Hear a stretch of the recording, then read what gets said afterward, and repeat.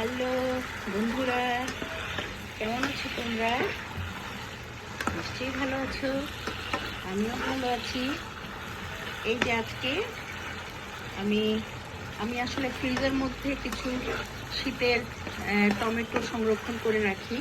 Season ছাড়াগুলোর মধ্যে medicine দেওয়া থাকে, তাই ওটা খুব একটা খাই না। এই যে আজকে আমি ওখান থেকে টমেটো বের করেছি, একটা বড় মাছ দিয়ে, মাছের টুকরো দিয়ে এই টমেটোগুলো ভুনা করব।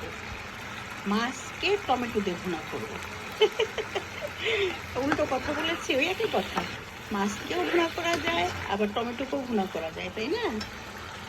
তো আজকে এই যে দেখো, এই মাছগুলো আমি ভেজে রেখেছিলাম। এটা হচ্ছে গিয়ে তোমার আর মাছের পেটের অংশ। ওটাকে আমি একটু ছোট ছোট কিউব কিউব করে কেটে ভেজে রেখেছিলাম।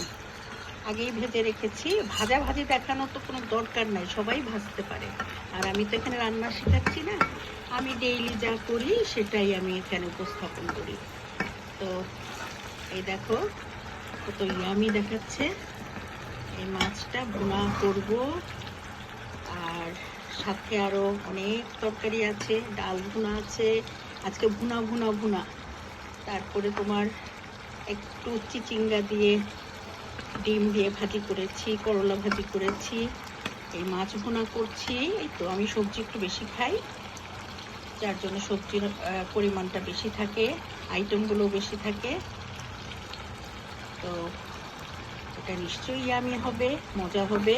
আর মাছের পেটের অংশটা ছোট ছোট করে কেটে প্রচুর তেল উঠেছে, ওটা দিয়ে টমেটো দিয়ে দো পেঁয়াজা করছি। তা আমার তো দৈনন্দিন জীবনের রান্নাটা আমার লাইফ অফ পার্ট।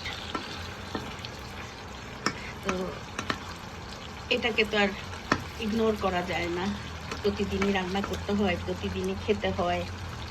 আর যাদের রান্না করার লোক আছে তাদের ব্যাপার আলাদা, কিন্তু আমি নিজেই সারা জীবন নিজের হাতে রান্না করে খেয়েছি, এখনো খেতে পারছি।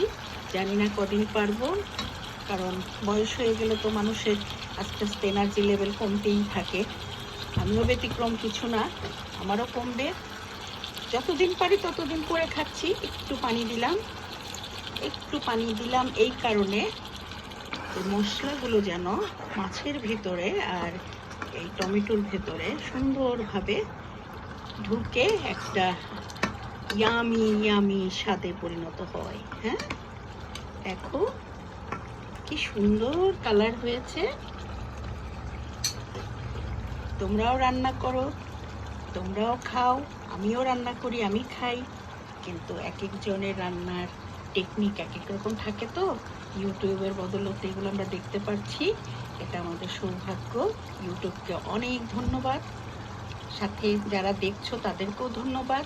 ভালো থেকো, খোদা হাফেজ।